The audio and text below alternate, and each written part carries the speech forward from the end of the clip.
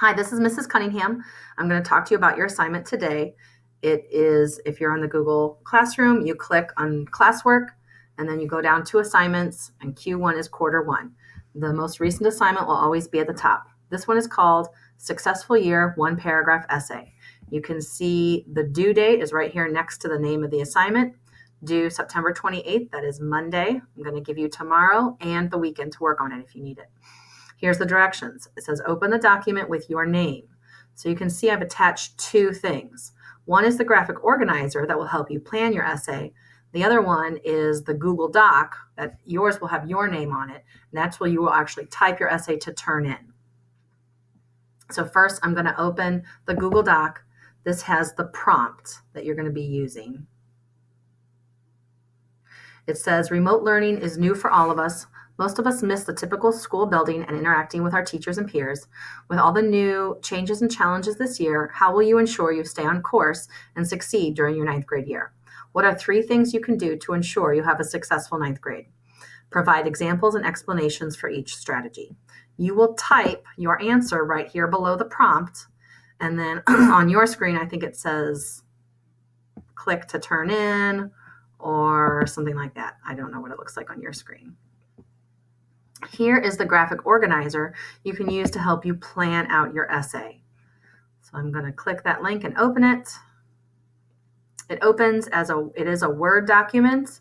I believe up here you will have an option if you want to open it with Google Docs. If you want to type on this, do not turn this document in for your assignment. I want you to turn in the Google Doc with your name for me to grade. This is just to help you plan it. So here we have the main idea or the topic sentence. For this topic about what you need to be successful, your topic sentence might be something like, there are 3 strategies I will use to help me be successful this year. You can use I because this is a personal narrative. Reason 1 is where you will put the first strategy. So you might say, the first strategy I will use to be successful is I will set alarms to remind me for each of my classes. Next, you need evidence. Now this says evidence from the text because it's a graphic organizer that I use for literature as well. We don't have evidence from the text. Instead, you have evidence from your life. So you're going to give me an example of this strategy, how you will use this strategy. So you might say, for example, on my phone, I can set multiple alarms. So I will set 6 different alarms throughout the day to go off when each of my classes start. Then you have explanation. This is where you explain how this strategy will help you succeed. You might say, this strategy will help me succeed because it will help me be on time for all my classes. If I'm on time for all my classes, I won't miss any of the instruction, and that will help me be successful.